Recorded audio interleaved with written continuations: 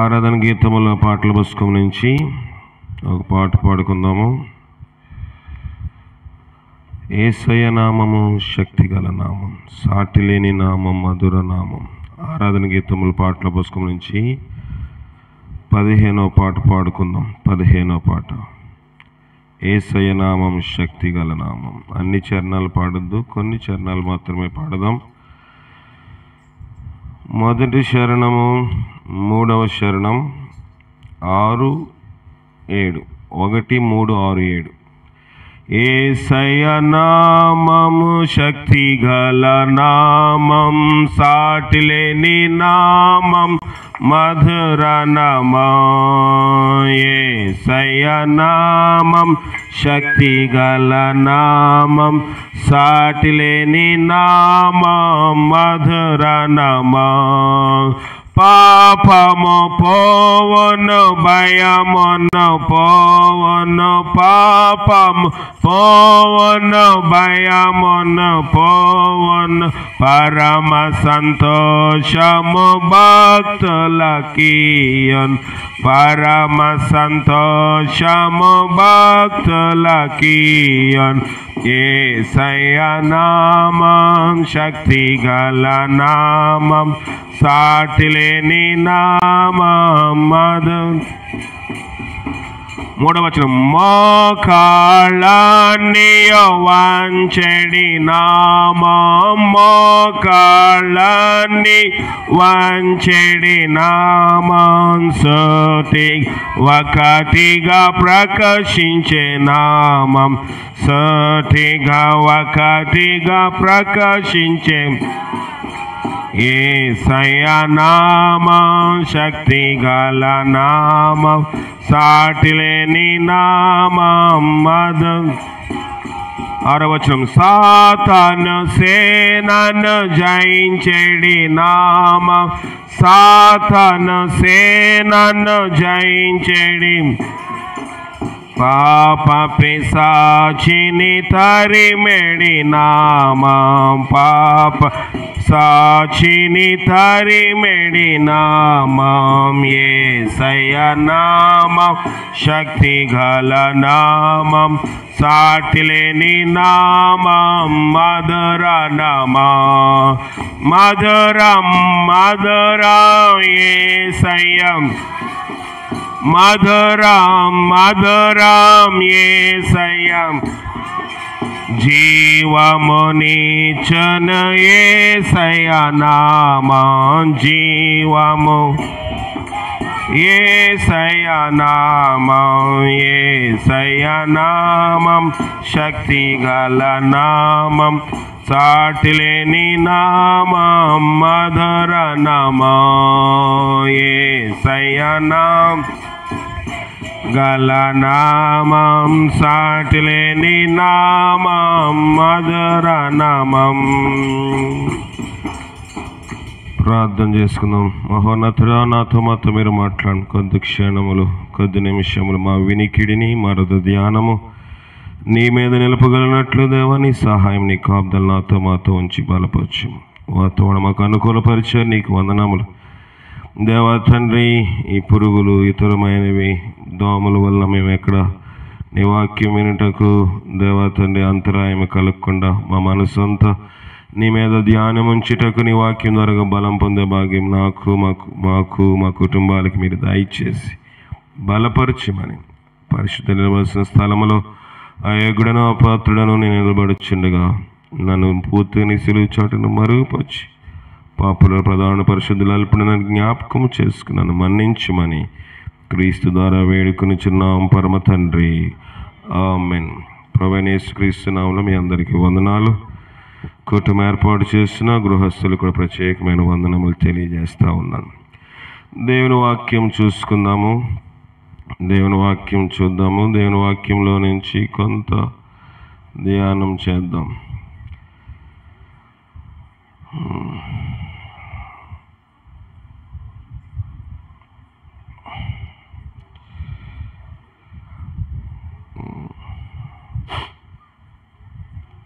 మత్తయి రాసిన సువార్త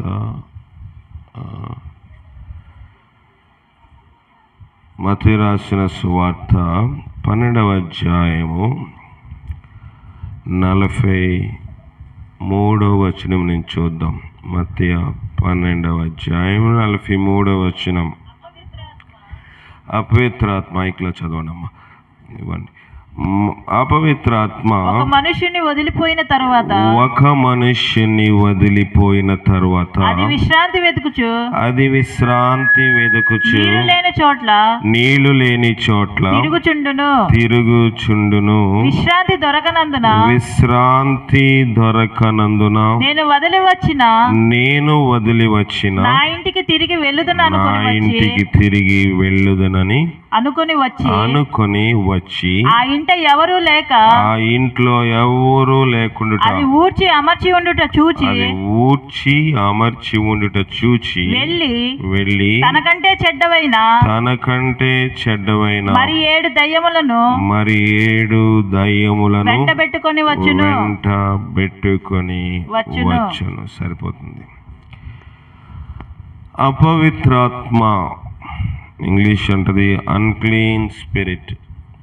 అన్క్లీన్ అంటే శుభ్రము లేని పరిస్థితి, కానీ తెలుగులో అపవిత్రత, ఇంగ్లీష్లో అపరిశుద్ధత.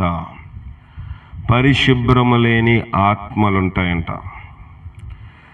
మనం అనుకోవచ్చు సాధారణముగా మనము నేర్చుకున్న సాంప్రదాయాలు, మనం నివసించుతున్న సమాజంలో ఏంటంటే ఇల్లు శుభ్రంగా ఉంటే అంతా శుభ్రంగా ఉంటుందని. కానీ ఈ ఇల్లు శుభ్రంగా ఉందా లేదా? ఇల్లు ఊడ్చి అమర్చి ఉంది అంటే ఏ కబోర్డ్లో ఏ షెల్ఫ్లో ఏం పెట్టాలో అన్నీ పెట్టారు. ఎక్కడా వస్తువులు చిందరబందరగా లేవు.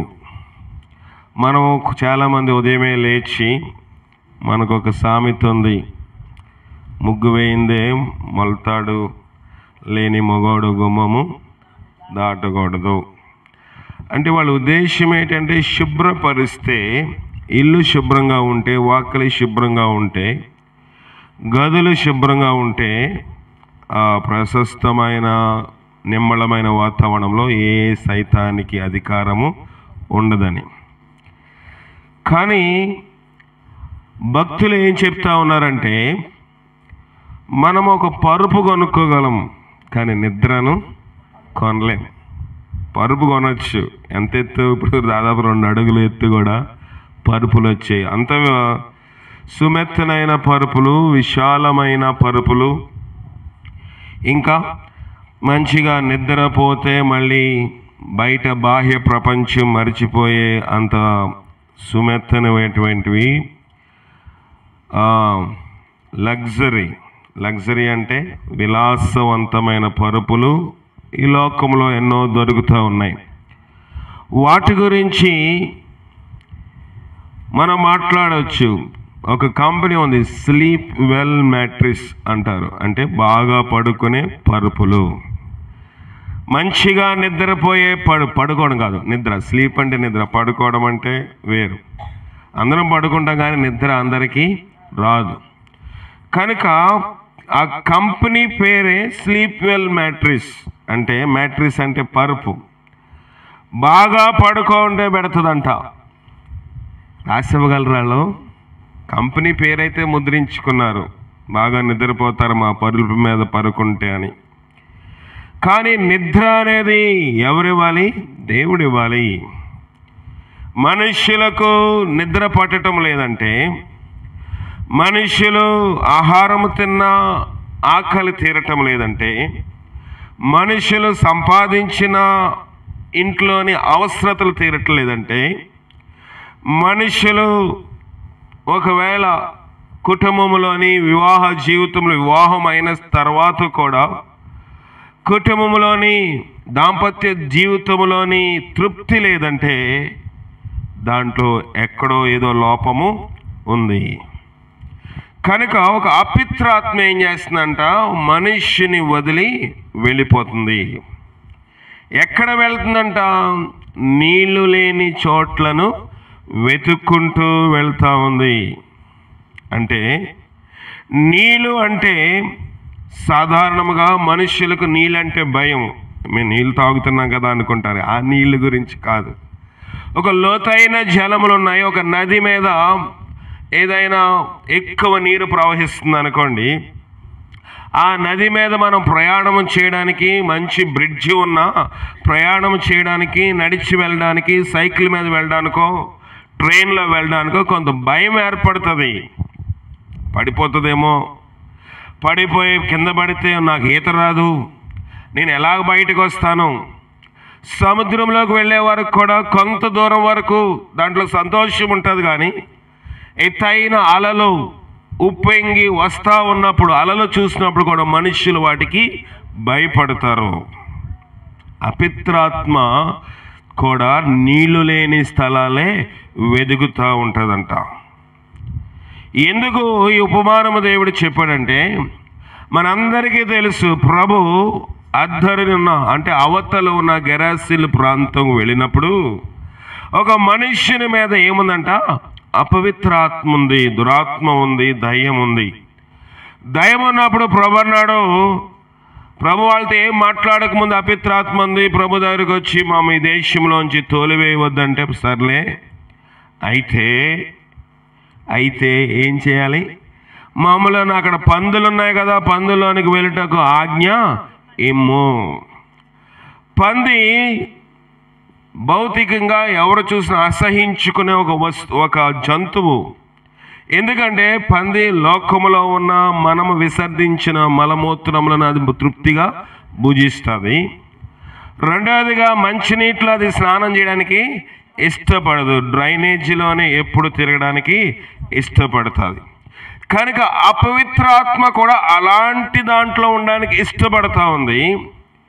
దాంట్లోనికి వెళ్ళడానికి ప్రభు ఆజ్ఞాపించినప్పుడు అది ఎప్పుడైతే అపిత్రాత్మ పందిలోనికి ప్రవేశించిందో అది మురుగుంట్లోకి వెళ్ళదు. ఎక్కడికి వెళ్ళింది?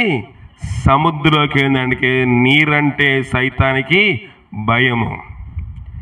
నీరు అంటే నీరు అంటే సైతానికి, అపిత్రాత్మకి భయము.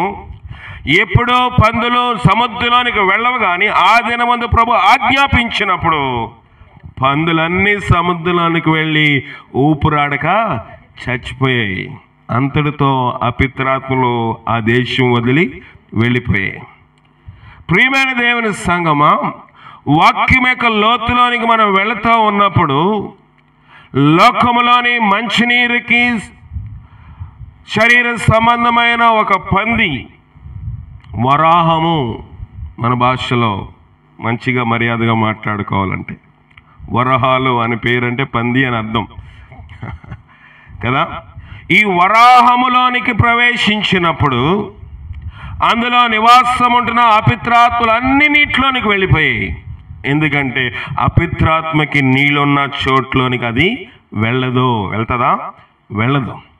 అపిత్రాత్మ నీళ్ళు లేని చోట్లను వెతుకుతా ఉన్నది. వెతుకుతా ఉన్నప్పుడు ఏం జరిగిందంటే, చదవండి, పాఠంలోకి వచ్చేయండి. నీళ్ళు లేని చోట్లను వెతుకుచు, చదవండి. విశ్రాంతి దొరకనందున నేను వదిలి వచ్చిన నా ఇంటికి తిరిగి వెళ్ళిపోతాను. చదవండి. వచ్చి ఆ ఇంట ఎవరూ లేక అది ఊడ్చి అమర్చి ఇండుట చూచి వెళ్ళి తనకంటే చెడ్డవైన మరి 7 దయ్యములు వెంటబెట్టుకొని వచ్చును. అపిత్రాత్మ ఒక మనిషిని వదిలిపోయిన తర్వాత వెళ్ళిపోయిందంట.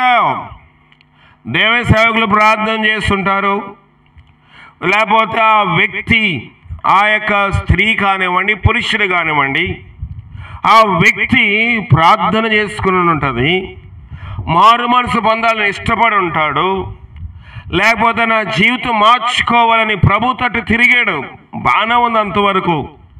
ఎప్పుడైతే మనుష్యుడు మోకరించి ప్రార్థన చేస్తాడో ఆ ఇంటిలోనికి, అంటే ఆ వ్యక్తి, అది భౌతిక సంబంధమైన గృహము కానివ్వండి, ఆత్మ సంబంధంగా మన దేహం అనే ఈ గృహములోనికి కానివ్వండి, సైతానుడు మోకరించే ఏ ఇంటిలోని నివాసము ఉండలేడు. సరే, ప్రార్థన మొదలైంది ఆ గృహంలో, ఆ వ్యక్తిలో ప్రార్థన జీవితం మొదలైంది, ఆ వ్యక్తిలోని ఆత్మీయ జీవితం మొదలైంది. సైతాన్ అన్నాడు, నేను ఇంట్లోనే ఇంక నేను ఉండలేను, వెళ్ళిపోతానని వెళ్ళిపోయాడు.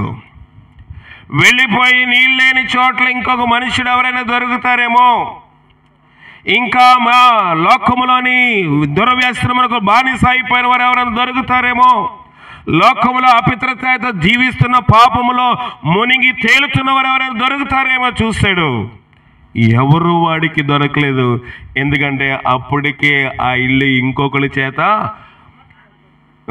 చేత నింపబడి ఆక్యుపై అయిపోయినాయి. ఇంకొకరు ఎవరో దాన్ని ఇప్పటికే వేరే గృహంలో, ఇప్పుడు ఇల్లు ఖాళీగా ఉంది కాబట్టి ఈ గృహంలోకి వెళ్ళి వచ్చారు. ఇంట్లో ఇంకొకరు ఉంటే వీళ్ళు వస్తారా? రారు కదా. సైతాను కూడా కోటాను కోట్ల సమూహముగా ఉన్నారు కనుక, సైతాను కూడా ఎన్నో కోట్ల కొలది ఆత్మ బిందములు అపిత్ర బిందువులుగా ఉన్నారు కనుక, వాళ్ళు ఒక గృహంలోని ఒక మనుష్యుడు ఉంటే, ఒక గృహంలోని ఒక అపిత్రాత్మ ఉంటే, ఇంకొక అపిత్రాత్మ మనుష్యులోనికి వెళ్ళాలంటే ఆ అపిత్రాత్మ మనిషిని వదిలిపోతే ఇంకొకటి అందులోనికి ప్రవేశిస్తుంది. నేను సిగరెట్ కాలుస్తున్నాను, ఒక అపిత్రాత్మ నా మీద ఉంది. కొంతమందికి అందరికీ అన్ని వ్యసనాలు ఉంటాయా?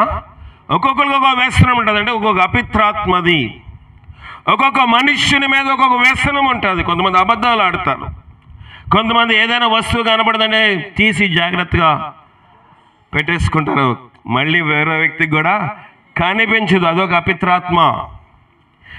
సులువుగా దొంగతనము చేసే ఆత్మ. నేను బాగానే ఉన్నాను కదా అనుకోవచ్చు, నేను ఏమీ పాపము చేయలేదండి అనుకోవచ్చు.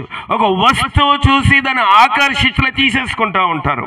కొంతమందిలోని దాదాపుగా అన్ని రకమైన అలవాట్లు ఉంటాయి. మనం వాళ్ళ గురించి సాక్ష్యం చెప్తాం. వాడికి లేని అలవాటు అంటూ లేదండి. గెరాసేన్ల ప్రాంతంలో ఉన్నవాడికి దగ్గర నీ పేరేంటంటే వాడు ఏం చెప్పాడంటే, నా పేరు సేన, నాకు లేని అలవాటు అంటూ లేదు. నాకు ఉన్న ప్రతి అలవాటు, భూప్రపంచంలో ఏ అలవాట్లు ఉన్నాయో, ఏ వ్యసనములు ఉన్నాయో, ఏ పాపములు ఉన్నాయో, ఏ దుర్గుణములు ఉన్నాయో, ప్రతి దుర్గుణము నాలో ఉంది కనుక అన్నిటికి ఈ గెరాసీల ప్రాంతంలో ఉన్నాడు ఆహ్వానము పలికాడు. కానీ ప్రభుని ఎప్పుడు వాడు ఆహ్వానించలేదు. ప్రభు ఎప్పుడో తన ఇంటిలోని, తన హృదయంలోని, తన శరీరంలోని ఇష్టపడలేదు. ప్రభు తానే వచ్చి ఆ ఇంటిలో ఉండడానికి ఇష్టపడ్డాడు. ఇష్టపడినప్పుడు వాడు ముందు ఒక పిటిషన్ పెట్టాడు. ఏంటంటే, ప్రభువా నన్ను బాధపరచుకోవద్దు, నాతో ఏం పని నీకు, నాతో ఏం పని ప్రభువా నీకు, నేను ఈ వ్యక్తిలోని, ఈ మనిషిలోని చాలా కాలంగా నివసిస్తూ ఉన్నాను. మాట్లాడుతుంది ఆ వ్యక్తి అయినప్పటికీ మాట్లాడిస్తున్నవాడు ఎవరు? లోపల బహుసేన అనే అనేక రకమైన అపిత్రాత్మలు గలవాడు ఆ వ్యక్తితోటి మాట్లాడుతూ ఉన్నాడు. ప్రియమైన దేవుని సంగమ, అపిత్రాత్మ ఇంటిని వదిలి వెళ్ళిపోయింది. ఇప్పుడు ఆ గెరాసేను ప్రాంతం వాడు ఏం చేయాలి? గెరాసీలు ప్రాంతవాడు మళ్ళీ అపిత్రాత్మ అతని హృదయంలోనికి, అతని శరీరంలోనికి రాకుండా ఉండాలి. వాడు యేసు పాదముల దగ్గర కూర్చుండెను. మనం అనుకోవచ్చు, దైవజనుడు, దేవుని సేవకుడు, ఆయన శిష్యులు వచ్చి స్వస్థత కార్యము చేసి వెళ్ళిపోతే ఇతను ఏం చేశాడంటే స్వస్థత పొందాను. ఆ ఊరు వారందరూ చూడడానికి, ఆ ప్రాంతం వారు, దెగబోలే ప్రాంతం వారందరూ చూడడానికి వచ్చారు. యేసు పాదముల దగ్గర వాడు స్వస్థ చిత్తుడై వస్త్రములు ధరించి యేసు పాదముల దగ్గర కూర్చుని చూచి వాడు ఏమైపోయారు? ఆశ్చర్యపడిపోయారు. ఎప్పుడైతే స్వస్థత జరిగిందో వెళ్ళిపోలేదు వాడు. ఇంక నేను లోకంలోకి వెళ్ళిపోతాను, ఎంతకాలం సమాధిలో ఉన్నాను, ఇంట్లోకి వెళ్ళి మంచిగా బెడ్ మీద ఏసీ వేసుకొని పడుకుంటాను అనుకున్నాడా? అనుకోలేదు. యేసు పాదము దగ్గర కూర్చోవడం మొదట అతను నేర్చుకున్నాడు. యేసు పాదము దగ్గర కూర్చోకపోతే మళ్ళీ అపిత్రాత్మ వస్తుంది, మళ్ళీ సైతాను వస్తాడు, మళ్ళీ దురాత్మ ప్రవేశిస్తుంది. కనుక రెండోది అతను చేసింది ఏంటంటే, ప్రభు ఆ ప్రాంతం విడిచి వెళ్ళిపోయిన తర్వాత ఆ ప్రాంతమంతను ఆయన సువార్తను ప్రకటించాడు. ఒక క్రైస్తవుడు చేయవలసిన పని ఇది.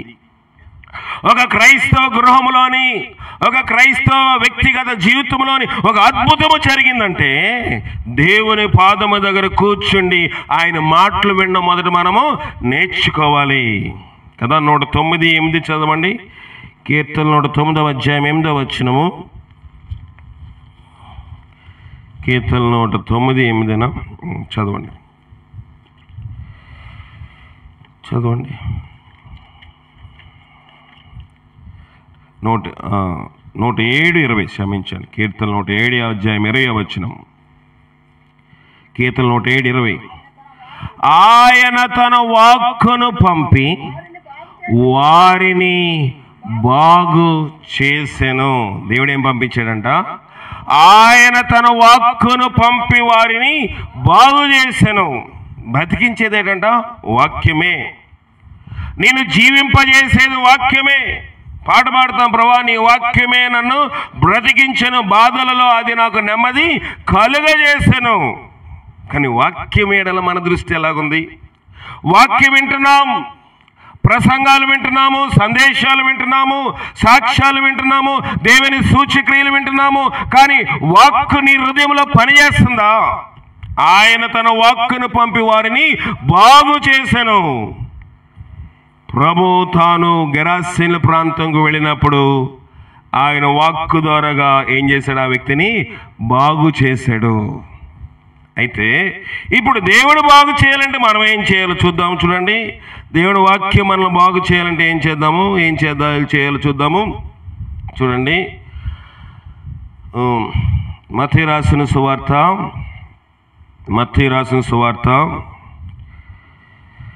10వ అధ్యాయము 10వ వచనం చదవండి. 10:10 మత్తయి రాసిన సువార్త 10వ అధ్యాయం.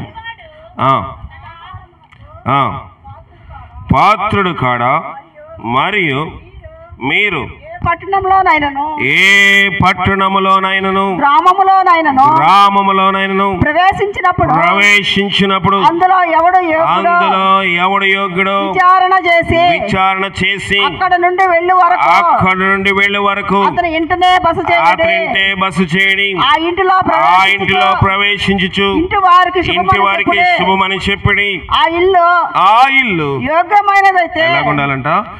యోగ్యమైనదైతే మీ సమాధానము దాని మీదకి వచ్చును.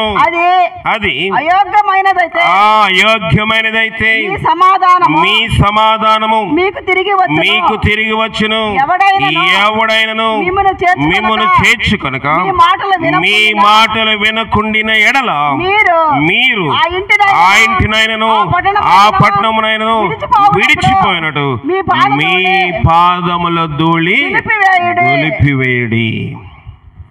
మీరేదైనా గ్రామంలోనికి కానీ పట్టణంలోనికి ప్రవేశించినప్పుడు మీరు విచారణ చేసి ఏ ఇల్లు యోగ్యమైనదైతే ఆ ఇంటిలోనికి మీరు ప్రవేశిస్తూ ఏమని చెప్పమన్నాడు? శుభము అంటే మంచి మీకు జరుగును గాక. ఒక ఆశీర్వాద వచనముతో ప్రవేశించండి. ప్రవేశించిన తర్వాత చక్కగా మంచిగా టీలు ఇచ్చారు, గుగ్గీలు ఇచ్చారు, తినేసి వెళ్ళిపోవడం కాదు కదా. మీరు ఆ ఇంటిలోనికి ప్రవేశించిన తర్వాత వాళ్ళు మిమ్మల్ని చేర్చుకున్న తర్వాత వాళ్ళు ఏం చేయాలి? ఆ ఇంటిలో ప్రవేశించే ఇంటి వారు శుభమని చెప్పి 13వ వచనం. ఆ ఇల్లు యోగ్యమైనదైతే మీ సమాధానము దాని మీదకి వచ్చును. ఆ ఇల్లు అయోగ్యమైనదైతే సమాధానము తిరిగి వెనక్కి వచ్చేస్తుంది. 14వ వచనం చాలా ప్రాముఖ్యమైనది. ఎవడైనను మిమ్మును చేర్చుకొనక మీ మాటలు వినకుండిన ఎడలా. ఇంట్లో చేర్చుకుంటే అయిపోదు కదా. ఈ గృహము గురించి ఒక్కళ్ళ గురించి నేను వాక్యం చెప్పటం లేదు. మనందరికీ దేవుడు మాట్లాడుతుంది ఏంటంటే, ఒక ప్రార్థనా కూటమి ఆ గృహంలో జరిగితే సరిపోతుందా? చాలదు, మీరు చేర్చుకోవాలి. రెండోది, దేవుని మాటలు వినాలి.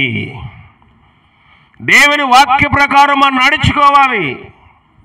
దేవుని మాటలు విన్న తర్వాత, అయ్యా నాకు బాగాలేదండి, ఏమైంది, అనారోగ్యం అండి, ఏమైందండి, వ్యాధి అండి, ఏమైందండి, రోగం అండి, ఏమైందండి, జబ్బండి, ఏమైందండి, జాడ్యం అండి, ఏమైందండి, తెగులు వచ్చిందండి, ఏం చేయాలండి? ఫలానా హాస్పిటల్లో బాగా డాక్టర్ గారు వైద్యము చేస్తారండి, వెళ్ళాం, వచ్చాం, కానీ రోగము, వ్యాధి, బలహీనత తగ్గలేదు. ఎందువల్లంటే డాక్టర్ గారు చెప్పిన ప్రకారం మనము చేయలేదు. డాక్టర్ గారు వెళ్ళాము, డాక్టర్ గారు చూశారు, నీకు ఆ వ్యాధికి, నీలో ఉన్న గుణ లక్షణములు, నీలో ఉన్న రోగ లక్షణములు, బలహీనతను చూసి నీకు కొన్ని మందులు ఇచ్చారు. మందులతో పాటు ఏం చెప్పారంటే, అయ్యా నువ్వు ఫలానా వస్తువులు, అమ్మా నువ్వు ఫలానా వస్తువులు తినకూడదు, నువ్వు ఎండలో పోకూడదు, మాటి మాటికి తలస్నానము చేయకూడదు, ఇలాగ చేస్తే నేను ఏమీ చేయలేను.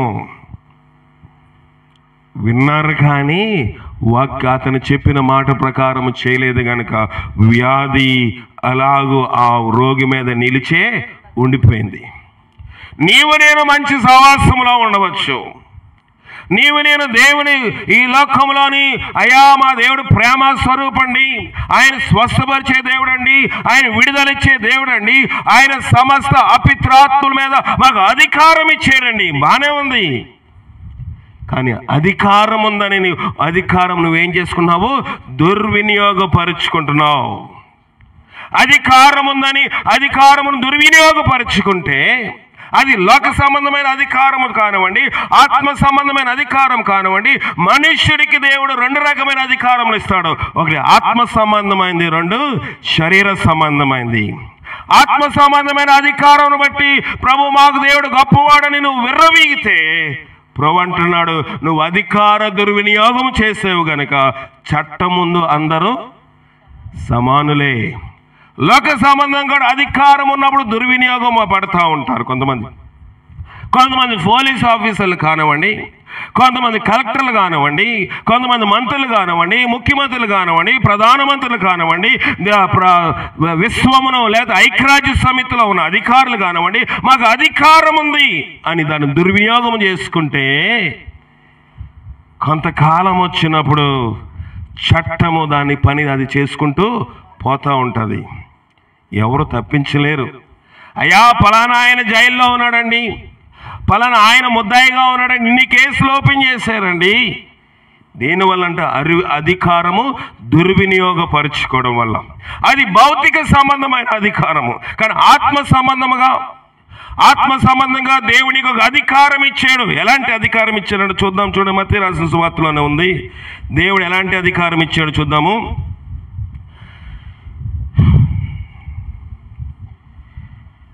మత్తయి 10వ అధ్యాయం 1వ వచనము. ఆయన అపవిత్రాత్మలను వెళ్ళగొట్టుటకును ప్రతి విధమైన రోగమును ప్రతి విధమైన వ్యాధిని స్వస్థపరచుటకు ఏమిచ్చాడంట? అధికారం ఇచ్చాడు. లోకములో ఎవరికి అధికారము లేదు. దేవుడు తన 12 మంది శిష్యులను పిలిచి ఈ లోకంలోని సర్వ సృష్టికి వెళ్ళి స్వార్థ ప్రకటన చేయమని చెప్తూ ఏమన్నాడంటే, ప్రతి విధమైన వ్యాధి మీదను, ప్రతి విధమైన రోగం మీదను, ప్రతి విధమైన అపిత్రాత్మ మీదను వారికి ఏమిచ్చాడు? అధికారం ఇచ్చాడు. లేకపోతే ఎక్కడో ఉన్నవాడు నా మాట మీరు వింటారా? దేవుడు ఇచ్చింది అధికారం. మనుషులు ఇచ్చే అధికారము కొంతకాలం ఉండొచ్చు. మనుషులు ఇచ్చే అధికారము పదవిలో ఉన్నంత కాలం ఉండొచ్చు. ఒక ఆఫీసర్కి అయితే అతను ఆ ఉద్యోగం విరామణ అయ్యే వరకు ఉండొచ్చు. లేకపోతే ఒక ప్రభుత్వాలు అయితే 5 సంవత్సరాలకి మారిపోవచ్చు, కొనసాగవచ్చు. అధికారము శాశ్వతము కాదు. కానీ దేవుడిచ్చే అధికారము శాశ్వతమైనది. దేవుడిచ్చే అధికారము ఒక వ్యక్తి చనిపోయేంత వరకు ఆ అధికారం యొక్క శక్తి వారిలోని ఉండడానికి దేవుడు దత్తపుత్ర ఆత్మను వారికి అనుగ్రహించాడు. నేను దేవుని కుమారుని కాదు కానీ దత్తపుత్రుడను. శిష్యులను పిలిచి సమస్త విధమైన వాటి మీద అధికారం ఇచ్చాడు. ఇప్పుడు అద్భుతాత్మ పోవడానికి మనం ఏమైనా మాంత్రికులువా? మనం ఏమైనా పోములు తాళ్ళు తాయిత్తులు కడతామా? మరి ఎట్లా పోతుందంటే దేవుడు మనకేమిచ్చాడు? అధికారం ఇచ్చాడు. ప్రార్థన చేస్తే అపిత్రాత్మ పోతుంది, ప్రార్థన చేసే స్వస్థత వస్తుంది. కాదా నేను చెప్పను, అద్భుతం లేదని చెప్పను. స్వస్థత ప్రార్థనలకి అద్భుత ప్రార్థనకి నేను ఆటంకవాదిని కాదు, ఉగ్రవాదిని కాదు. కానీ దాని పేరట మనము అధికారము దుర్వినియోగము చేయకూడదు. దేవుడు ఈ ఇంటిలోనికి, ఈ గృహస్థులు, ఈ కుటుంబస్తులు మనల్ని పిలిచి ప్రార్థన పెట్టించిన విధానం ఏంటంటే, దేవుడు మనకిచ్చిన అధికారమును బట్టి ఆయన బిడ్డలుగా, ఆయన కుమార్తెలుగా, కుమారులుగా, ఆయన శిష్యులుగా మనం ఉన్నాం గనుక అపిత్ర ఆత్మలను, కలవరపెట్టు ఆత్మలను, నిద్ర లేకుండా చేసే ఆత్మలను, ఒంటరిగా ఉన్నప్పుడు చెడు తలంపులు కలిగించే ఆత్మలను, గృహంలోని భార్యాభర్తల మధ్య సమాధానం లేకుండా చేయించిన ఆత్మలను పంపించడానికి, తోలివేయడానికి ప్రార్థనాపూర్వకంగా మనకున్న అధికారం బట్టి ఇక్కడ కూడి ఉన్నాం. అయితే అపిత్రాత్మ వెళ్ళిపోయింది. ప్రార్థన ఉన్నప్పుడు ఆ గృహంలోని నుంచి అపిత్రాత్మ వెళ్ళిపోయింది. మళ్ళీ అపిత్రాత్మ రాకుండా ఉండాలంటే సంఘము చేసేది ఏమీ లేదు, కానీ ఆ గృహము యోగ్యముగా ఎంచబడాలి. ఆ గృహము విన్న మాటల ప్రకారము దేవునికి లోబడాలి. ఆ గృహము విన్న మాటలు బట్టి దేవుని సన్నిధిలో మోకాళ్ళ మీద ప్రార్థన చేయాలి. ఖాళీగా ఉండడానికి వీలు లేదు. నీకు ఖాళీ సమయం ఉందా? ప్రార్థన చేయి. ఖాళీ అంటే మనం అనుకోవచ్చు, ఇంట్లో చాలామంది అంటారు ఇల్లు ఇరుగ్గా ఉండాలండి, చిన్న చిన్న గదులు కడతారు చాలామంది. కాళ్ళు వెళ్తూ ఉంటే మంచాలు కాళ్ళు తగిలేస్తాయి కదా. చిన్న చిన్న గదులు ఎందుకు కట్టారంటే ఇల్లు ఇరుగ్గా ఉంటే డబ్బులు ఎక్కువ ఉంటాయండి కదా. ఇల్లు ఇరుగ్గా ఉంటే డబ్బులు ఎక్కువ ఉండడం కాదు, ఇల్లు ఇరుగ్గా ఉండాలి అంటే నీకు ఖాళీ సమయం ఉండకూడదని అర్థము. నీకు ఖాళీ సమయం ఉంటే నువ్వు రెస్ట్ తీసుకో, నువ్వు ఖాళీ సమయం ఉంటే ప్రార్థన చేసుకో. కానీ ఇల్లు ఇరుగ్గా ఉన్నంత మాత్రం డబ్బులు నిలవ ఉండవు. నీ ఖాళీ సమయం నువ్వేం చేస్తావు? వీధిలోకి వచ్చి వాళ్ళతో ముచ్చట్లు, కబుర్లు, సంభాషణలు పెట్టుకుంటావు. నువ్వు అక్కడికి వెళ్ళగానే సైతాన్ లోపలికి ఏమైపోతాడు? ఎంటర్ అయిపోతాడు. నువ్వు బయటికి వెళ్ళగానే సైతాన్ ఈవిడ లేకపోతే ఇతను, ఈ గృహస్థులు ఖాళీ దొరికింది కదా అని మంచిగా సంతోషించడానికి, ముచ్చట్లు పెట్టుకోవడానికి పక్కింటి వాళ్ళ ఇంటికి, ఎదిరింటి వాళ్ళ ఇంటికి, వెనకింటి వాళ్ళ ఇంటికి వెళ్ళి పెడుతున్నారు కనుక ఇల్లు ఎంత ఇరుగ్గా ఉన్నా, ఇల్లు ఎంత శుభ్రంగా ఉన్నా, ఇల్లు ఎంత బాగా వస్తువులతో అమర్చబడి ఉన్నా, అపిత్రాత్మ ఆ వస్తువులు వెనక నుంచి చూస్తూ నువ్వు చేసే ప్రతి చేష్టను బట్టి వాడు ఆనందిస్తూ ఉంటాడు. ఆ ఇల్లు ఊడ్చబడి ఉందంట, అమర్చబడి ఉంది, అశుభ్రంగా లేదా ఇల్లు. ఐదు మంచిగా లైజాల్ వేసి కడిగి ఉండొచ్చు, ఫెనాల్ వేసి కడిగి ఉండొచ్చు, డెటాల్ వేసి కడిగి ఉండొచ్చు, ఇంకా దోమలు రాకుండా బ్లీచింగ్, ఈ గిడ్డీలు వెలిగించి ఉండొచ్చు. కానీ అపిత్రాత్మ శానిటైజేషన్తో ఏమీ పని లేదు అని బైబిల్ తేటగా చెప్తా ఉంది. ఇల్లు వాక్కళ్ళు ఊడవద్దని నేను చెప్పట్లేదు, ఇల్లు వాక్కళ్ళు చెమ్మొద్దని చెప్పడం లేదు, ఇల్లు వాక్కళ్ళు శుభ్రం చేసుకోవద్దని చెప్పడం లేదు. కానీ తద్వారా నువ్వు అపిత్రాత్మను ఆపలేవు. బైబిల్ తేటగా చెప్తా ఉంది, ఆ ఇల్లు ఓడ్చబడి ఉంది, అమర్చబడి ఉంది. దేవుడు అడుగుతా ఉన్నాడు, హృదయ శుద్ధి గల వారు ధన్యులు, వారు దేవుణ్ణి చూస్తారు. హృదయ శుద్ధి కావాలి, దేహశుద్ధి కాదు. ఎన్నిసార్లు స్నానం చేసేమో కాదు, ఎన్నిసార్లు బట్టలు మార్చేమో కాదు, ఎంత సోగ్గా రెడీ అయ్యేమో కాదు. దేవుడు అది చూడు. హృదయ శుద్ధి గల వారు ధన్యులు, వారు దేవుని చూస్తారు. మనం బైబిల్లో ఇద్దరు వ్యక్తులు మనకి చూస్తా ఉన్నాము. ఒకడు ధనవంతుడు, ఒకడు దరిద్రుడు. దరిద్రుడికి దేహశుద్ధి లేదు. ఎంత శుద్ధి లేదంటే ప్రతి దినము కుక్కలు వచ్చి అతని కురుపులు నాగితే కురుపుల్లోంచి రక్తము, నెత్తరు, చీము వస్తూ ఉంటే మామూలుగానే నీసు వాసన వస్తుంది. ఆ కురుపుల మీద కుక్కలు లాగితే ఆ వాసన మీరు ఒకసారి ఊహించుకోండి. కుక్క యొక్క చొంగ, కుక్క యొక్క సొల్లు ఆ కురుపుల మీద పడుతూ ఉంటే దాని వాసన ఊహించుకుంటేనే ఒళ్ళు గగురు పడుతుంది, అసహ్యం కలిగిస్తూ ఉంటుంది. శుద్ధుందా? ఒంటికి లేదు. శుభ్రత ఉందా? లేదు. ఇల్లుందా? లేదు. వాక్కులుందా? లేదు. ఎండకి ఎండుతున్నాడు, వానకు తడుస్తున్నాడు, చలికి వణికిపోతా ఉన్నాడు. ఎవరు? దరిద్రుడు అనబడిన రాజు, దరిద్రుడు అనబడిన లాజరు. అతను ఏమైపోతా ఉన్నాడంటే అతని జీవితం ఏమైపోతుందో తెలీదు. కానీ ఒక దినమందు అతడు చనిపోయాడు. చనిపోయినప్పుడు ఊరు వారు ఎవరు రాలేదు. చనిపోయినప్పుడు సంఘస్థులు కూడా ఎవరు, అమ్మాయి కూడా వాసన వస్తుందండి, వీళ్ళ ఇంటి దగ్గర భోజనం చేయలేమండి కదా. మన శుభ్రత అలాగ ఉంటుంది. అయ్యా వాసన వస్తుంది, ఎలా తను కౌడుపులో దేవేస్తుందండి మాకు. కానీ లాజరు దగ్గరికి ఎవరు రాలేదు. సంఘ బిడ్డలు ఎవరు వచ్చినట్లు కూడా లేఖనం ఎక్కడా కూడా రాయబడలేదు. ఆ దైవజనుడు కూడా వచ్చినట్టుగా లేదు. ఆ దరిద్రుడు చనిపోయి అబ్రహాము రొమ్మును ఆనుకొనుటకు దేవదూతల చేత కొనిపోబడెను. దేవదూతలు వచ్చారు చాలు. ఎంత శుభ్రంగా ఉన్న వస్త్రములు, లాజ వస్త్రములు, తెల్ల వస్త్రాలు వేసుకున్నాడా, మంచిగా బూట్లు వేసుకున్నాడా, షూట్ వేసుకున్నాడా, ఇవేమీ చూడలేదు. నీచు వాసన చేత, లోకములో ఉన్న అశుభ్రత చేత ఉన్నాడు. కానీ హృదయములోని ఎప్పుడూ కూడా సైతానికి అతడు చోటు ఇవ్వలేదు. కుక్కలున్నాయండి. కుక్కలుంటే సాధారణంగా మనం భయపడతాం. ఏంటి? కుక్కలతో పాటు ఏముంటాయి? అపిత్రాత్మలు ఉంటాయి. కుక్కలకి బాగా అపిత్రాత్మలు కనబడతాయి. చాలా రోజుల నుంచి చెప్దాం అనుకున్న వాక్యం చెప్పలేకపోతా ఉన్నాను. కుక్కలు కొన్ని అర్ధరాత్రి లేచి ఒక నోరు పెట్టి అరుస్తూ ఉంటాయి. ఎందుకంటే కొన్ని ఆత్మల సంచారం వారి కన్ను దృష్టిలోనికి కనబడుతూ ఉంటుంది. కనుక కుక్కలు అరిచినప్పుడు వాడిని గర్దిస్తాము. కుక్కలు ఎక్కడ పడితే అక్కడికి వెళ్ళిపోతాయి కనుక, ఎక్కడ పడితే అక్కడ తిరుగుతూ ఉంటాయి కనుక వాటితో పాటు అపిత్రాత్మలు ఉంటాయి. దాన్ని నేను కాదని అనను. కానీ లాజరు చుట్టూ ఎవరున్నారు? కుక్కలున్నాయి. కానీ అపిత్రాత్మ లాజరు యొక్క అంతరంగ హృదయంలోనికి ప్రవేశించలేదు. ఎందుకంటే లాజరు నిత్యము ప్రార్థన చేస్తూ ఉన్నాడు. లాజరు ఎంత ప్రార్థన చేస్తున్నాడు ఎవరు చూస్తూ ఉన్నారు?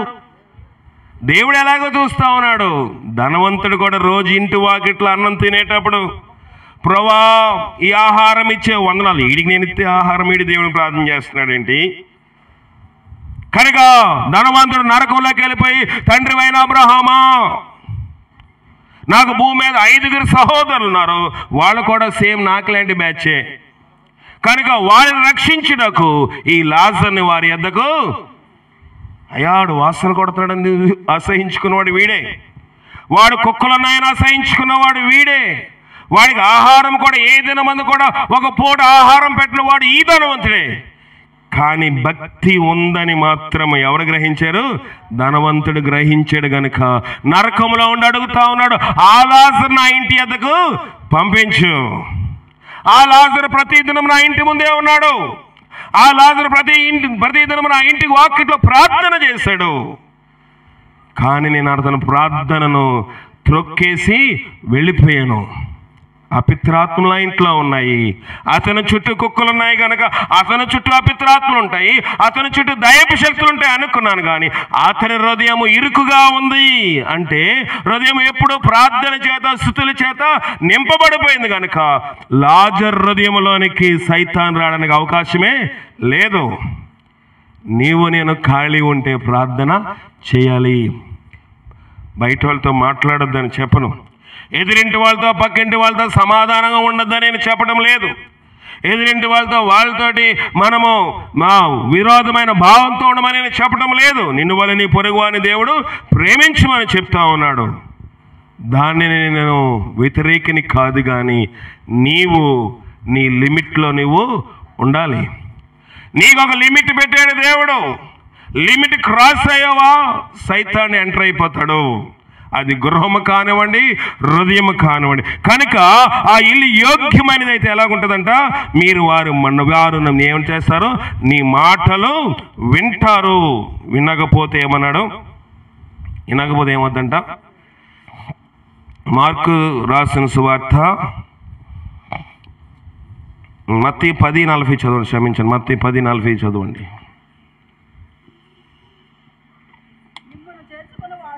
మిమ్మును చేర్చుకొనువాడు నన్ను చేర్చుకొనును, నన్ను చేర్చుకొనువాడు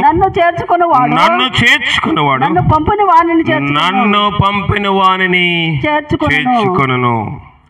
దేవుడు ఒక హైరార్కీ ఇస్తున్నాడు. ఉద్యోగంలో కూడా మేనేజర్ ఉంటాడు, సూపర్వైజర్ ఉంటారు, టీమ్ లీడర్స్ ఉంటారు, కింద ఎంప్లాయీస్ ఉంటారు. ఒకళ్ళ మాట ఒకళ్ళు వింటేనే పని సక్రమంగా ఆ కంపెనీలో కానీ ఆ యొక్క ఆఫీస్లో కానీ జరుగుతుంది. ఒకళ్ళ మాట వాళ్ళు వినలేదనుకోండి, జరుగుతుందా? ప్రభు చెప్తుందంటే, మిమ్మల్ని చేర్చుకున్నవాడు ఏం చేస్తాడంట? నన్ను చేర్చుకుంటాడు. నన్ను చేర్చుకున్నవాడు నన్ను పంపిన వాడిని కూడా చేర్చుకుంటాడు. దేవుని సేవకుడు మాట అంటే ఏంటి? నా సొంత మాటలు ఏమి నేను చెప్పను కదా. నా సొంత మాటలు ఏం చెప్తే నేను సొంత డబ్బు వేసుకున్నాడండి, మీరు వినకపోయినా దాంట్లో నష్టమేమీ లేదు. దేవజనుడు, దేవుని సేవకుడు, లేకపోతే వాక్యము ఎవరు చెప్పినా నీకు హితోపదేశం చేస్తున్నప్పుడు, నేను హెచ్చరించినప్పుడు, నేను ప్రేమతో గద్దించినప్పుడు ఆ వాక్యము నువ్వేం చేయాలంట? వినాలి. నన్ను మిమ్మల్ని చేర్చుకున్నవాడు నన్ను చేర్చుకుంటాడు. దేవుని మాటలు దేవుని మాటలు హృదయంలో చేర్చుకోవాలి. చేస్తే దేవుని యొక్క కుమారుడైన యేసు ప్రభువుని మనం చేర్చుకున్నట్లు, యేసు ప్రభువుని చేర్చుకుంటే ఆయన పంపిన తండ్రి అయిన దేవుని కూడా మనము చేర్చుకున్నట్లు అవుతుంది. మనం అనుకుంటాము ఎవరు రాపైన పర్ల దేవుడు ఉంటే సరిపోద్ది. కానీ దేవుడు అన్నాడు, ప్రతిదానికి ఒక సిస్టమ్ ఉంది, ప్రతిదానికి ఒక వ్యవస్థ ఉంది. యేసు తానే వచ్చి వారి మధ్య నిలిచినప్పటికీ ఆయన శిష్యులను ఎందుకు పంపించాడు?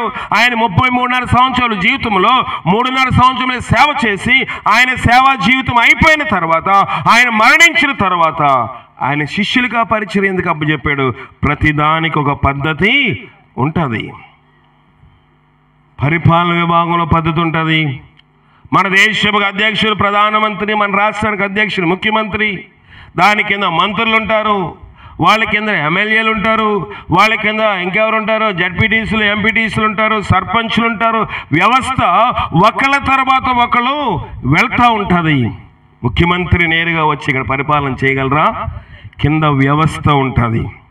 ప్రభు తానే ఇక్కడ రాగలడు, ప్రభు తానే వచ్చి వారి మధ్య నిలవగలడు. కానీ దేవుడు ఆయా భాషలు మాట్లాడు వారి కోసము, ఆయా ప్రజల కోసము, ఆయా గ్రామముల కోసము వారిని ప్రేమించి దేవుడు తన ప్రవక్తలైన సేవకులను పెందల కడలేచి అనుదినము వారి యొద్దకు పంపుచూ వచ్చాను. దేవుడు తన సేవకులను పంపేది సేవకుల యొక్క పొట్టకూటి కోసం కాదు, నీ ఆత్మరక్షణ కోసం. మిమ్మల్ని చేర్చుకున్నవాడు నన్ను చేర్చుకుంటాడు. మాటలు వింటాక బాగున్నాయని మాటలు, వింటాకి బాగానే ఉన్నాయని మీ మాటలు, ఆచరించడానికి దేవుని యొక్క మాటలు మనం ఆచరించకపోతే, దేవుడు ఒక మాట అన్నాడు, తన్ను తాను తగ్గించుకున్నవాడు హెచ్చించబడు. తగ్గింపు ఉందా? మనకి తగ్గింపు జీవితం కలిగి ఉంటున్నామా? లోకంలో అన్యులు తగ్గించుకుంటా ఉన్నారు, లోకంలో రాజకీయవేత్తలు తగ్గించుకుంటా ఉన్నారు. ఈ దినము ఒకడు నా క్రిస్టియన్ గ్రూప్లోని పాస్టర్స్ గ్రూప్లో ఒక మెసేజ్ పంపించారు. ఉప ముఖ్యమంత్రి ఒక మాట మాట్లాడుతూ ఉన్నా. ఆయన చదువుకున్న దినములో ఆయన స్కూల్కి వెళ్ళినప్పుడు ఆ టీచర్ అమ్మ, పంతులమ్మ క్రైస్తవురాలు అయితే ఆమె ఎక్కువగా చెప్పే మాట ఏంటంటే, తను తాను తగ్గించుకునేవాడు హెచ్చించబడినని చెప్తా ఉండేదంట. కనుక ఆ మాట ఏదో విధముగా బై టిక్ టార్ టాట్, ఏదో బలవంతంగానో ఇష్టపూర్వకంగానో ఇష్టం లేకుండానో ఈయనకు వినికిడి ఈ హృదయంలో అది ఎంతో కాలంగా ఉంది. ఆయన చెప్తున్న మాటలు నా మాటలు కాదు, ఆయన చెప్తున్న మాటలు బట్టి ఉన్నది కనుక నేను మొత్తానికి ముందు నేను ముఖ్యమంత్రి అవ్వాలనుకున్నాను. నా యొక్క కార్యకర్తల పార్టీ వాళ్ళు నన్ను ముఖ్యమంత్రిని చేయాలనుకున్నారు. కానీ నేను తగ్గించుకుని కొన్ని సీట్లకు నేను పరిమితం అయిపోయి కొన్ని సీట్లోనే పోటీ చేస్తానని చెప్పాను. అవి కూడా కాదు, ఇంకా తగ్గించుకున్నాను. ఆఖరికి 21 సీట్లో నేను పోటీ చేశాను. అన్ని సీట్లో నేను గెలిచాను. ఈ దినమందు దేశమంతా 100% విజయం సాధించిందని నా పార్టీ గురించి చెప్పుకున్నారంటే, ఆ దినముల్లోనే నా టీచర్ నాకు బైబిల్లోనే ఒక సూక్తి చెప్పారు, తన్ను తాను తగ్గించుకుని వాడు హెచ్చించబడిన మాట ప్రకారమే అని. ఒక వారాహి మాలలో అంటే హైందవ సాంప్రదాయ యొక్క దీక్షలో ఉన్నవాడు ఆ వస్త్రములు వేసుకుని బైబిల్ మాటలు చెప్తేనే కానీ అతని పార్టీకి ఉనికి లేదని అతడు చెప్పగలుగుతున్నాడు. అది నీవు నేను కలిగిన ఈ వాక్యం యొక్క శక్తి, ఈ వాక్యం యొక్క బలము. ఏ వ్యక్తి అయినా, ఈ లోకంలో ఏ నాయకుడైనా, ఏ వ్యవసాయదారుడైనా, ఏ కురూపైనా, ఏ పెద్దవాడైనా ఈ బైబిల్ లేనిదే మనిషికి ఉనికి లేదు. ఇది పాఠము నేర్పిస్తుంది. కానీ నీవు నేను క్రైస్తవులుగా చలామణి అయిపోతున్నాం. ప్రపంచంలో బాప్తిస్మం తీసుకున్నాను, పేరు మార్చుకున్నామండి, గుడికి వెళ్తున్నామండి, బైబిల్ పట్టుకొని తిరుగుతున్నామని చెప్పుకుంటున్నాం. కానీ నీకు ఉనికి కలిగించినని దేవుని నువ్వు అగౌరవపరుస్తున్నావేమో. అతడు ప్రమాణము చేయగా నష్టము కలిగిన మాట తప్పడు. నష్టం వచ్చినా ప్రమాణము చేస్తే మాట తప్పేవాడు క్రైస్తవుడు కాదు. నువ్వు నష్టపోతున్నా సరే. ఐగుప్తు దేశంలో యోసేపు నష్టపోతున్నాడా లాభపడుతున్నాడా? నష్టపోతున్నాడు. ఎంత నష్టపోయాడు? జైలుకి వెళ్ళిపోవాల్సి వచ్చింది. చేసిన దానికోసమా, చేయని దానికోసమా? చెయ్యని దానికోసము జైలుకి వెళ్ళవలసి వచ్చినను, నష్టపోతున్నాను. నోరు విప్పకుండా ప్రభా నీవే ఉన్నావని చూసుకుంటూ దేవునికి అప్పగించాడు. దేవుడు ఒకానొక దినమందు ఉన్నతమైన మెట్లో పెట్టాడు. మనము పగలు ప్రతీకారములతో రగిలిపోతాం. మనకి అయ్యా నాది కావాలి, నాకు ఈ అధికారం కావాలి, నాకు ఈ యొక్క ఆధిక్యత కావాలి, నేను ఉండవలసిన స్థానంలో వేరొకరు ఉన్నారు, నేను చేయవలసిన పని ఇంకొకరు చేస్తూ ఉన్నారు. అది లోకంలోనే కాదు, క్రైస్తవ సంఘములో కూడా నేను చేయవలసిన పెత్తనం ఇంకోళ్ళకి అప్పచెప్తే నేను ముఖము చిన్నబుచ్చుకుంటే నేను క్రైస్తవుడిని కాదు. నేను తగ్గించబడాలి, క్రీస్తు హెచ్చించబడాలి, మనం మరుగు చేయబడాలి. లోకములో ఉంటున్న మనము, లోకములో క్రైస్తవులను పిలువబడుతున్న మనము పగలు ప్రతీకారములతో నిలబడి అబద్ధ సాక్ష్యములు చెప్పి, అబద్ధ వాక్యములు పుట్టించి, అబద్ధ ప్రమాణములు చేస్తే ఈ దినమందు మనం తప్పించుకోవచ్చు. కానీ రేపు దినమందు అందరము తీర్పులోని నిలబడాలి. చలామణి అయిపోతున్నాం అనుకుంటున్నాం మనం, అంతే. ఈ దినం బాగానే ఉందిలే, నా వెనకాతలు దండు ఉంది, నా వెనకాల గ్యాంగ్ ఉంది, నా వెనకాతలు మనుషులు ఉన్నారు, వాళ్ళందరూ నాకు సపోర్ట్ చేస్తున్నారు కనుక నేను ఏ తప్పు చేసినా నా ముడ్డు ఎవరు చూడలేదు అనుకుందంటే, ఎవరు పిల్లి పాలు తాగేసి వచ్చి ఎవరు చూడలేదు అనుకుందంట. నాకులేటాడు మంచం మీద దుప్పటి కప్పుకొని చూస్తూ ఉన్నాడు. వేసి కొట్టే వెనకాల నుంచి కొడితే నోట్లోకి వచ్చింది ఉండీలు. ఒడిశాలో కొట్టే వెనకాల కొడితే నోట్లోకి వచ్చింది. అర్థమైంది, అరే బాబు నేను ఎవడో చూడలేదు, తాగేశాడు, మంచి కడుపు నిండిపోయిందని మూతు అటు ఇటు తుడుచుకుంటూ వచ్చేస్తున్నాను. ఎవడో చూడలేదు అనుకుందంట. కానీ ఆకాశమందు ఆసీనుడు అగువాడు నవ్వుచున్నాడు, ప్రభువాన్ని చూచి అపహసిస్తున్నాడు. ప్రియమైన దేవుని సంగమా, అన్యాయపు వైపు మనం నిలబడడానికి వీలు లేదు. అది అత్త కానివ్వండి, కోడలు కానివ్వండి, గ్రామంలో కానివ్వండి, సమాజంలో కానివ్వండి, తోటిగాళ్ళు కానివ్వండి, ఆడబొడుచు కానివ్వండి, ఆడబిడ్డ కానివ్వండి, అల్లుడు కానివ్వండి, కొడుకు కానివ్వండి, అన్యాయముతో నువ్వు నిలబడడానికి వీలు లేదు. నీకు చేతనైతే మేలు చేయి, లేకపోతే మౌనంగా ఉండు. కానీ ఇష్టానుసారంగా మాట్లాడని నోరు తెరిస్తే, ఏ నోరైతే ఈ దినమందు నువ్వు తెరవచ్చావో అదే నోరు ఏమైపోయిందంట, భూమి మీద దాతాను అభిరామును మింగడానికి నేల నోరు తెరుచుకుంది. కష్టమండి. లోకము కొన్ని దినములే తృప్తిగా ఉన్నట్టు చూపిస్తుంది. అయ్యా మేము తప్పుడు రాతలు రాసామండి, మేము మంచిగానే అటెండెన్స్లో 100% వచ్చినట్టు పెట్టేసుకుంటారు కొంతమంది కదా. స్కూల్కి వెళ్ళకపోయినా, లేకపోతే కాలేజీకి వెళ్ళకపోయినా, లేకపోతే డ్యూటీలో వెళ్ళకపోయినా మత్సర వేయించేసుకుంటారు అటెండెన్స్. సూపర్వైజర్ మాతో బాగానే ఉన్నాడు కనుక, అసిస్టెంట్ మేనేజర్ మాతో బాగానే ఉండగా మత్సర వేయించేసుకున్నారు, బాగానే ఉంది. కానీ సరే జీతం వచ్చేసరికి వాళ్ళతో పాటు నీకు కూడా ఫుల్ శాలరీ వచ్చేస్తుంది. ఎవరిని ఉద్దేశించి చెప్పట్లేదు, మామూలుగా ఉదాహరణ చెప్తున్నాను, ఎందుకంటే మన వాళ్ళందరూ ఉద్యోగస్తులు కదా. నాకు ఫుల్ శాలరీ వచ్చేసింది అనుకోవచ్చు, కానీ నువ్వు 10 దినములు వెళ్ళి 15 దినములకు ఉద్యోగం జీతం తీసుకుంటే 5 రోజుల జీతం హాస్పిటల్కి పోతుంది. నా మాటలు కాదు, మనుషుడు ఏమి విత్తునో ఆ పంటనే కోస్తాడు. మనుషుడు ఏది ఇస్తాడో ఈ దినము అబద్ధపు రాతలు రాసావా, తప్పుడు రాతలు రాసావా, తప్పుడు సాక్ష్యములు చెప్పావా, లేకపోతే తప్పుడు కేసులు గ్రామంలో నీకు ఎవరైనా పెట్టి ఉండొచ్చు.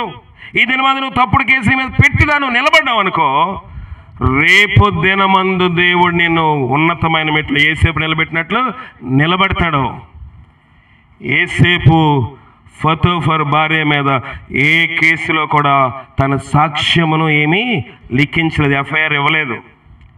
ఏసేపు నిలబడి, అయ్యా నేను నిర్దోషినండి, వీళ్ళందరికీ తెలుసు, ఊళ్ళందరిని అడగండి, ఇంట్లో వాళ్ళందరిని అడగండి, తన భర్తని అడగండి, నేను ఎంత నిర్దోషినని, ఏదైనా ఎఫ్ఐఆర్ నన్ను కావాలని చేస్తున్నారు ఈ ప్రజలు అని ఏసేపు ఒక చిన్న ముక్క రాస్తే వాళ్ళ కుటుంబం విచ్ఛిన్నము అయిపోయిండేది. కానీ ఏసేపు జైలుకి వెళ్ళకుండా రక్షించబడి ఉండేవాడు. కానీ ఆ దినమందు ఏసేపు నిలబడ్డాడు కనుక ప్రపంచ దేశాలకు ఒక ఆశీర్వాదంగా ఏసేపు మారిపోయాడు.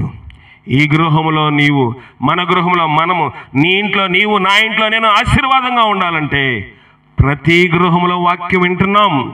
కానీ ఈ నా మాటలు చెప్పు చేయు ప్రతివాడును ఎలాగున్నాడంట, బండ మీద తన ఇల్లు కట్టిన బుద్ధివంతుని పోలి ఉన్నాడు. ఇల్లు ఎక్కడ కట్టినాం? బండ మీద కట్టలేదు, ఇసుకలా గడేస్తున్నాం. ఇసుక అయితే త్వరగా దేవేయడానికి, లోడడానికి, గొంతు చేయడానికి అనువుగా ఉండగా త్వరగా ఇల్లు కట్టేయచ్చు. కష్టం వచ్చిన నిలబడుతుందా? ఇల్లు నిలబడదు. ఆత్మీయ జీవితం అంతే, శరీర జీవితం అంతే, కుటుంబ వ్యవస్థ అంతే. ఒక దురాత్మ పోవాలన్నా, దయ్యం పోవాలన్నా, గృహంలో సమాధానం లేని అశాంతి పోవాలన్నా, ఏది పోవాలన్నా, గృహంలో ఆర్థిక సమస్యలు పోవాలన్నా, ఏ సమస్య పోవాలన్నా బండ మీద ఇల్లు కట్టు. బండ మీద ఇల్లు కట్టడానికి కొంత ఖర్చు అవ్వచ్చు, బండ మీద ఇల్లు కట్టడానికి కొంత ప్రయాసం పడవచ్చు. కానీ ఒకానొక దినమందు పక్కన ఇళ్ళన్నీ పడిపోయినా నీ ఇల్లు అందరికి ఆశ్రయపురంగా ఉంటుంది. నిలబడుతున్నావు మనం అలాగా. ఎటు వీలుగా ఉంటే అటు తొనిగిచ్చిలాడేవాడు, ఎటు గాలి వేస్తే అటు వీచేవాడు క్రైస్తవుడు కాదు. క్రైస్తవుడు ఒక స్థిరమైన పునాది కలిగి ఉంటాడు. అటు అందరూ అటున్నారుగా, నేను కూడా అటే ఉంటాను, అందరు ఇటున్నారుగా ఇటే ఉంటాను. ఇది తక్కిడిమాడి తాడిమాడి ఆటలు కాదు. లోకముల ఆటలో గతించిపోయి, ఇదిగో ప్రభు అంటున్నాడు, ఇదిగో యుగ సమాప్తి వరకు మనుషులుగా ఆటలాడతారు. నోవహు దినముల్లో కూడా మనుషులు తినుచు, త్రాగుచు, సుఖిస్తూ, పెండ్లికిస్తూ, పెండ్లాడుచు ఉన్నారు.